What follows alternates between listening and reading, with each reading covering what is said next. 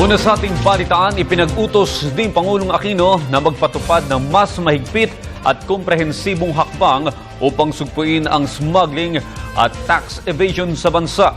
Para sa detalye, balita mo kami, Rocky Ignacio. Utos si Pangulo Aquino ang pagpapatupad ng mas mahigpit na hakbang kontra smuggling. The government is actively taking steps to curb smuggling and bring smugglers to the bar of justice.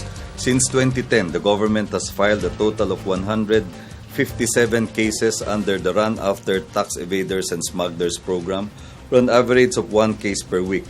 Following President Aquino's directive, the Bureau of Customs, led by Commissioner Sevilla, has taken steps to promote transparency and openness, simplified transactions, and adopted a systemic approach to plug loopholes and minimize opportunities for graft and corruption. 6 na patakaran ang inilatag ng pamahalaan, kabilang na dito na gawing automation ng proseso at iwasan ng human intervention sa mga transaksyon. Bilyong piso kasi ang nawawala sa kaban ng bayan dahil sa smuggling. The specific reform measures include the following. 1. Centralized single reference for valuation information. 2. Implementation of a single dispute resolution process for valuation. 3. Digitization of every single formal transaction. 4. Review of the monitoring of customs bonded warehouses. 5. Revamp of the importer accreditation process. And 6. Intensified monitoring of sensitive imports.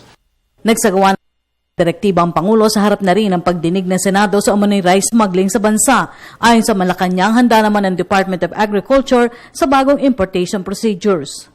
At ang Department of Agriculture ay naghahanda na ng mga panibagong rice importation procedures para matugunan yung mga nakitang kahinaan sa sistema na kasalukuyang sinisiyasat sa Senado at sa iba pang mga larangan.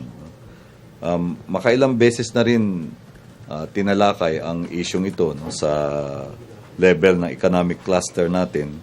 At ang talagang tinutukoy dito ay yung overall agricultural sector performance.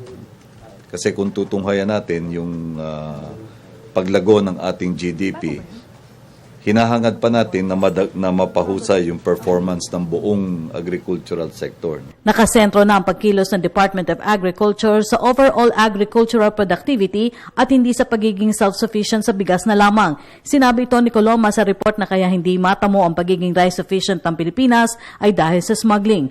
Nauna nang ipinanukala ni Agriculture Secretary Proceso Alcala ang pagiging rice-sufficient ng Pilipinas sa 2013. Bagamat target, malaki anya naging epekto ng bagyong Santi dito. By itself, yung rice sufficiency target is a worthy objective. But it cannot also by itself increase the productivity of the entire agricultural sector.